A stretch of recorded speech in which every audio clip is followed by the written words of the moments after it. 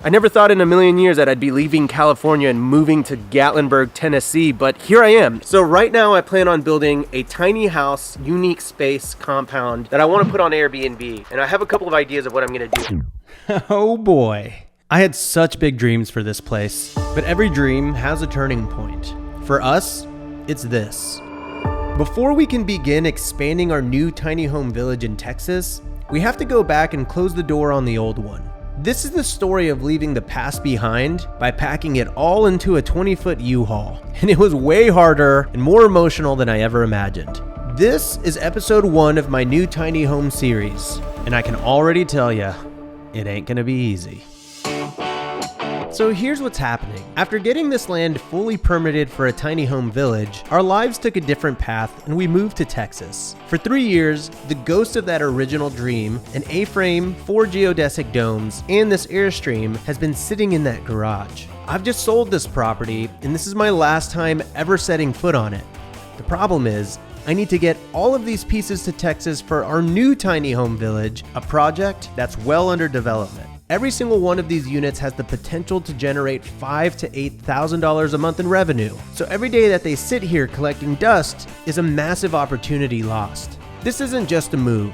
It's about closing one chapter to start a much, much bigger one. I am visiting the property that I bought many years ago that I intended to be my tiny house village for the first time in over 2 years. But wow, driving down this road, honestly, kind of get me in the feels a little bit. And I just pulled up to my property and holy crap, this is wild. Windows busted out. Yeah. Damage here, of course. Yeah, from a tree falling on it, of all the things. Yeah, the back window's busted out as well. All right, so a little bit of context. To ship this kind of thing, they want the wheels checked on to make sure that they have air, and they want them greased, and we were trying to figure this out, because if you don't grease your wheels before a long trip, the rust could start to smoke. We could get a fire on the road. We don't want that. So I put my handyman to work on the Airstream while I made my way up my incredibly steep driveway, which felt like one last challenge, a final test to see if we were really ready to leave this place behind. This is the driveway. Nice and slow. I'd be lying if I said I wasn't shitting my pants. It took me about 30 minutes to back the U-Haul up the mountain where my barn was. Now we just had to figure out how to get the door open. We've arrived at the barn, and unfortunately we cannot get this garage door open. What we're gonna do is, Clint's tall, how tall are you? 6'4". 6'4"? Okay, we're gonna grab this guy. Clint's gonna get on there, and he's gonna pull this little tab right there to unlock the garage, without dying, hopefully. Next problem, assuming we were able to get the garage door open, is actually loading up thousands of metal geodome tubes into the U-Haul. 2,300 pounds of metal tubes, to be exact. A couple of years ago, we hired someone with a bobcat to help us load up these tubes. So I'm not really sure why on earth we chose to forego that option this time around, but it should be fine. I think we can do it. There's a couple of items that worry me, like that giant window over there. Like that window's gonna have to Sit up. sit up. Uh-huh. All right, so what's the good news? I didn't say there was. I said, do you want the bad news or the worst news? There is no good news. Except the boys being reunited. Good to see you. Hey, yeah, that's the good news. I think that's what we do. We need to get everything in here. We need to do the plywood last, and then we need to put the window on top of it. Exactly. Is that what you were going to say? Yes. I think you just want credit for my idea. No, you didn't let me finish because it was an easy thought. Wow. If it was so easy, you would have thought of it first.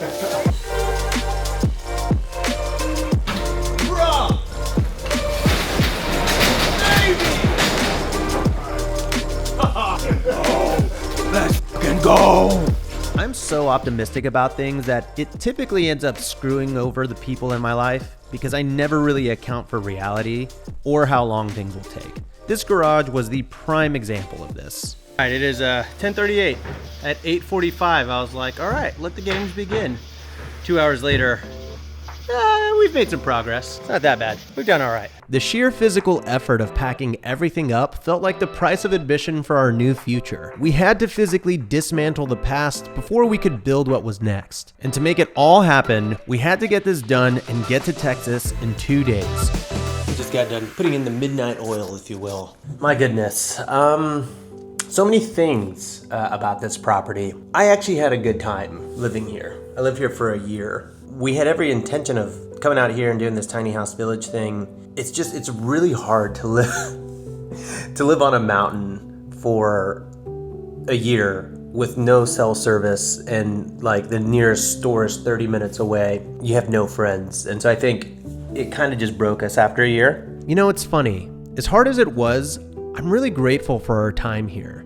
This place, this dream, it taught me so much. And in a way, having to let go was the very thing that opened the door for the much bigger opportunities that we now have here in Texas. In other words, this was all a necessary chapter. As much as me and my wife always joke around about how much we dislike living here, being here one last time actually makes me very grateful for what I got out of this place and what it did for my YouTube career. Kind of a shitty day, not because of any of that, but because packing up an entire garage, tiny home village into a U-Haul with just 2 guys was the worst decision I ever could have made. But I'm gonna get some rest, and tomorrow's a new day. It is day 2. I had meant to turn on the camera earlier, but gotta be honest, went crazy. It is currently 2 p.m. We thought we'd be out of here by like noon, and we are so many hours away from actually pulling this off. This is the biggest show of my life. But the good news is, check out this view. Epic. So smoky. Oh, by the way, my realtor joined us because he's the best realtor ever. Hey, by the way, are you cool with being on camera? Absolutely. It doesn't matter. Yeah. We're gonna unsnip all this and get it in there, and then we're gonna drive a load down to the Airstream, come back, load it up there, and then do more loading. It's gonna be great. And then this happened. After all the struggle, we got a little sign, a moment of grace. The one thing we dreaded the most turned out to be the easiest. Maybe it was the universe telling us that we were on the right path after all. Oh, look at this. They're kind of individually packaged rough. There's no way we're that lucky. Oh my God. This is almost as good of a moment as whenever I found the stick with the nail in it to open the garage. Holy crap, the way that it was packaged made this so much easier. Clint and I literally spent hours worrying about how we were gonna individually walk up 1,000 tubes into the truck, and we literally just loaded up one of the 3 crates. We did it in how many minutes? Actually 10. Not a Robert episode. And with that one piece of good luck, everything changed. We weren't just moving boxes anymore, we were packing up the past to build the future. And suddenly it felt possible. Okay, how long did that take us? An hour? It is all packed. What Wade doesn't know yet is how heavy that window is. So instead of walking the window all the way to the truck, we're gonna have the truck back into the freaking giant garage. Now we gotta get this window in there. This window easily weighs, 300 pounds. The thing is, we picked it up, and I don't think Clint can deadlift 300. Okay. You could deadlift maybe 250 right now. Really? Yeah. Thanks, man. Hey man, you got it.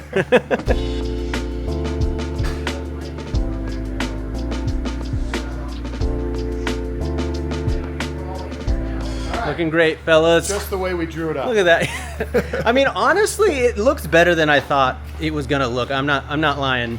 The U-Haul is basically completely loaded up. The new buyers of the house are gonna move in any second.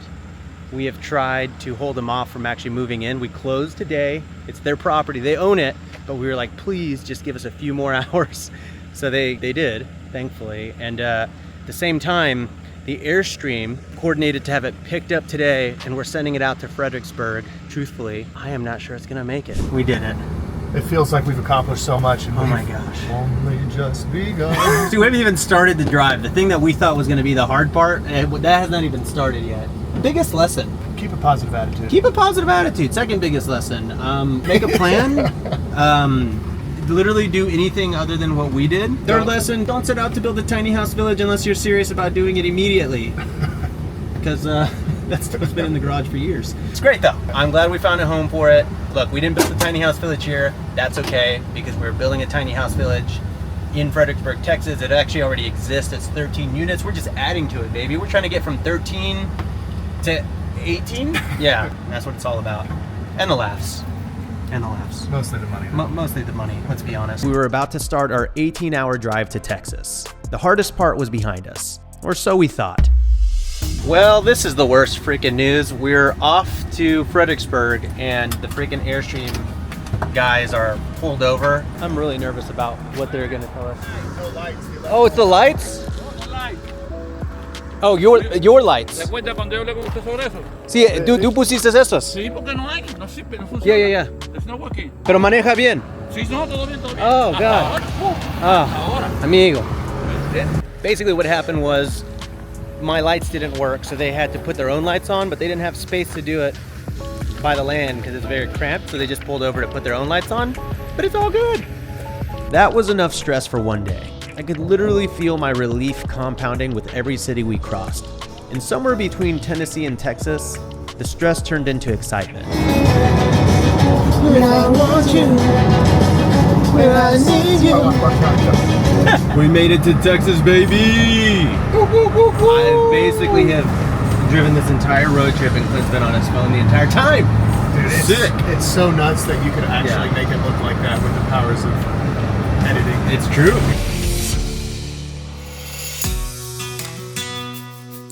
Good morning, rise and grind. We're here, we're in Fredericksburg. We're gonna take this out to the storage facility and load it up in about 5 minutes. Take it all out of the truck and into the storage facility within 5 minutos, as my people would say. Well, wish us luck, but you're about to see what's actually gonna happen. Unloading felt incredible. It wasn't just emptying a truck, it was clearing the slate. Every piece we took was another piece of the new dream we were about to build. We're about 30 minutes into this, and we've already unloaded like 70% of it. It's crazy, it's mind-blowing. It took us 12 hours to get it all loaded in here, between 2 guys and then 3 guys on the second day. We'd be going a lot faster. Oh my God, this all exists because of the video. Boys, we've done it. Wow, it feels so freaking good to be done. Good job, my friend. Well done, Blake. We got one final stop. And then finally seeing it all here on our new land in Texas, this was the moment. This is where the old dream officially transforms into the new reality. And honestly, it's bigger and better than I ever could have imagined. Our plan is to launch these 4 geodomes, this prefab A-frame kit, and this old Airstream in the next 3 months. If those units perform like the other 13, this tiny home village will be my ticket to the life that I've been chasing for the better part of a decade. This whole process was a stressful, emotional, and exhausting goodbye. But the good news is, we're done planning, and now it's time to finally start building. So be sure to hit the subscribe button and notification bell so that you're in the know when I drop episode 2 of my Tiny Home Village series. Catch you on the next one.